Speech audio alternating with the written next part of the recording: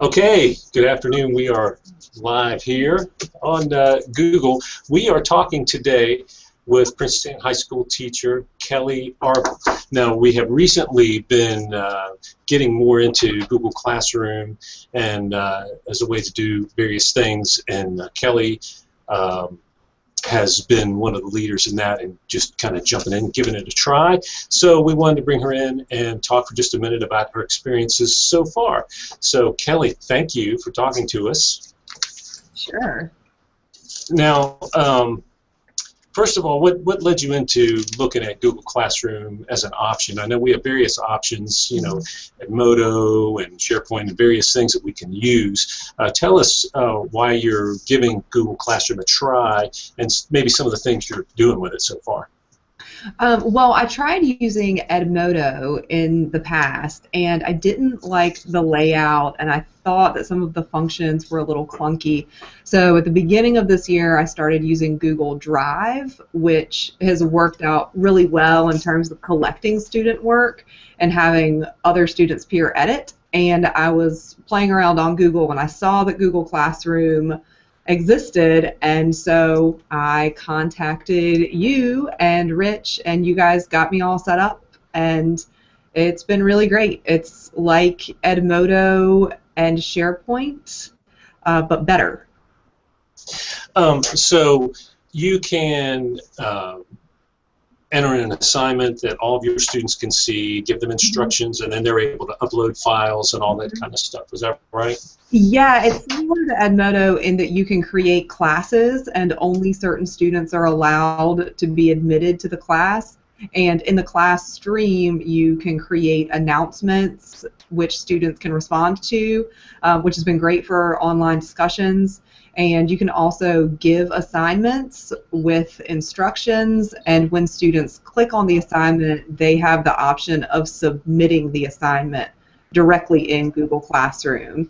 And all of their assignments immediately go to a file on Google Drive that has the name of the assignment, and all of the students' assignments are there, and I can read them and comment on them and grade them and return them. Yeah, and return them in Google Classroom. That's great. Now, just for anybody that's interested in getting to this, I can explain real quickly as far as how the students get in your classroom.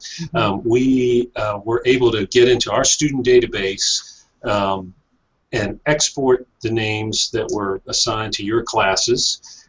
We could do that for any teacher.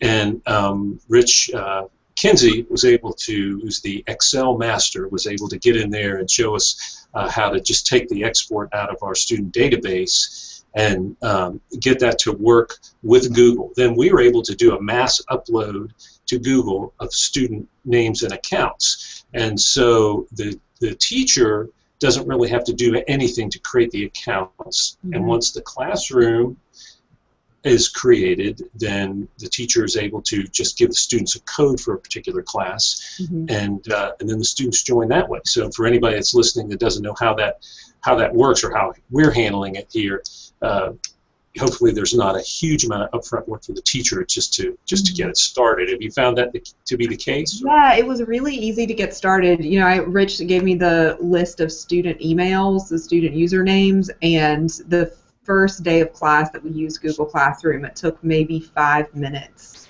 for all of the students to log in and get set up. So it was easy, very easy.